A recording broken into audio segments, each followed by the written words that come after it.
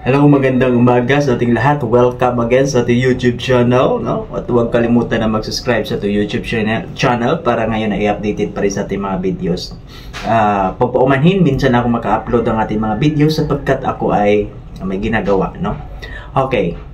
Ito si Makabayan Black at yung ibang mga kasamahan, di bagay parang gigil na gusto talagang ipausad ang impeachment, pero pero wala pang usad. Ito, tingnan natin ang balita sa News 5. Impeach Sara Duterte! Impeach!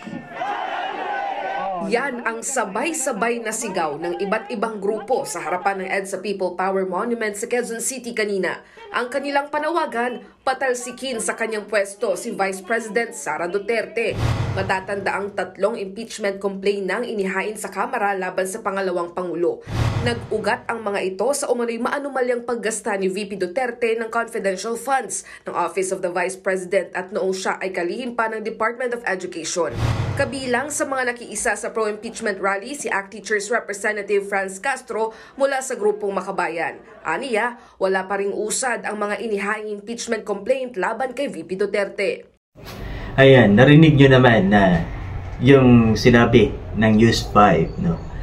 Alam mo, ito kasi si Castro, gusto nyo na talagang madaliin yung impeachment na yan kay Sara dahil takot yan eh.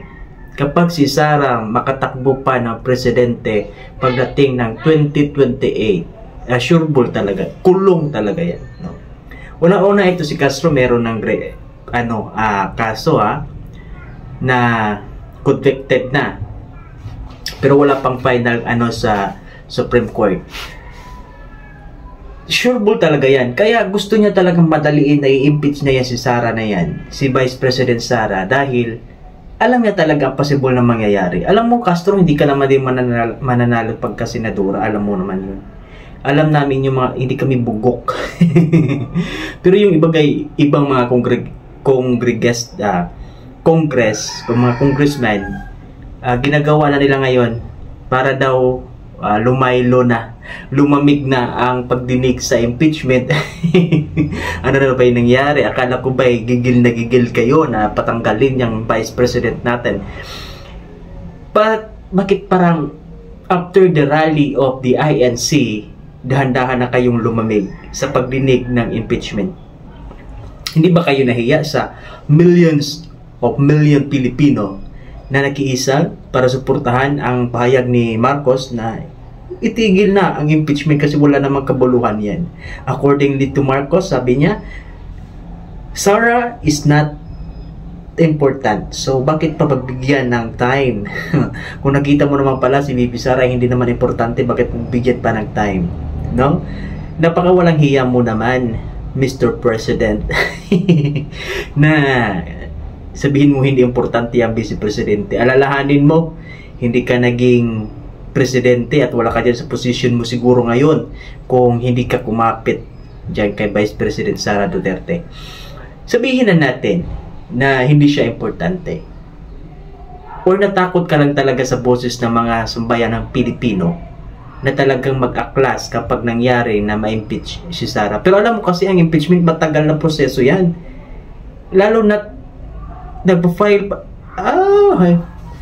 Aabutan tayo ng tingnan mo, makatakbo pa yan, aabutin pa yan at within 28, hindi mangyayari yan. Kung mangyayari man, di maganda sa part ninyo. Pero sa tingin ko, malabo pa yung mangyari. Darating talaga sa point na baka manalo pa yan ng pagka-presidente, yung impeachment andyan pa rin. Kasi matagal yan uusad.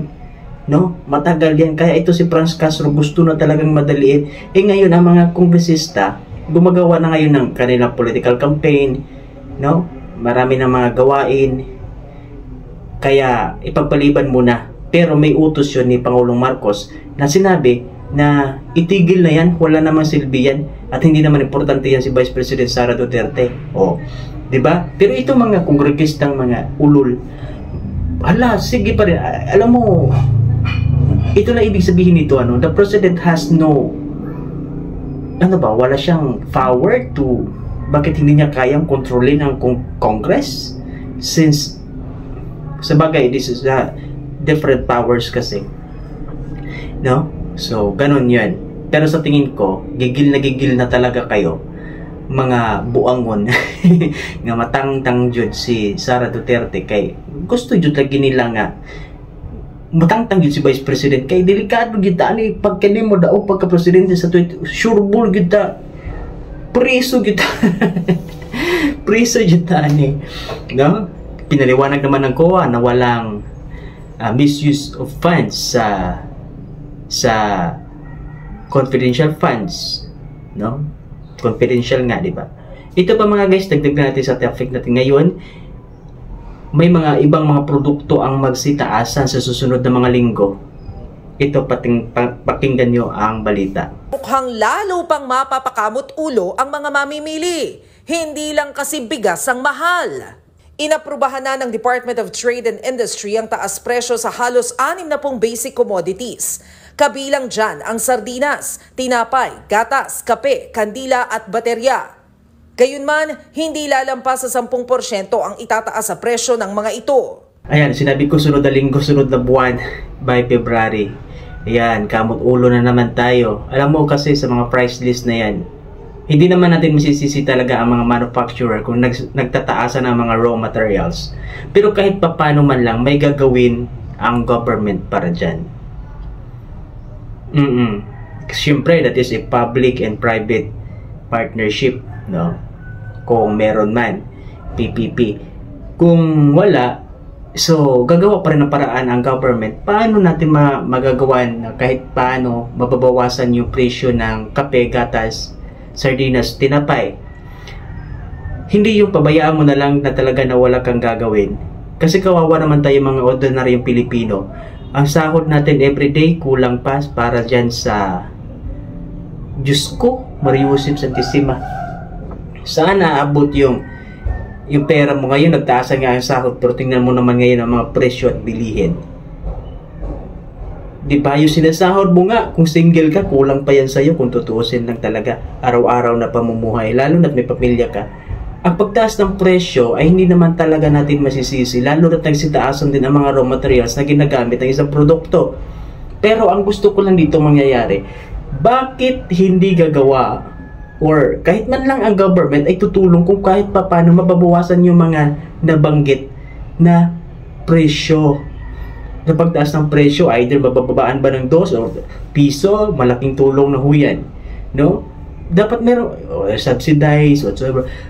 Dapat merong gagawin na action. Kasi mahirap sa part natin, ordinaryong mamamayan, kung makita ng below minimum pa jud ang kita. Saan natin, kawawa. Wala talaga. No? Kawawa ang mga tayo, yung iba. Okay lang kayo mga mayayaman kayo, mga nangungurakot kayo, mga animal kayo. No? So, ngayon, titingnan lang natin ang susunod na mga kabanata, susunod na buwan kasi nga talagang magtataas sila ng presyo mga guys. So, ihanda na natin ang ating mga bulsa. Sa ganun, Diyos ko, Mariusip Santisima. No? Sunod nating tatalakayin itong mga funds sa campaign funds ng mga senador na aabot ng bilyon at kalahating bilyon. Pera nyo ba yan? Okay, so huwag kalimutan mag-subscribe sa ating YouTube channel and maraming salamat.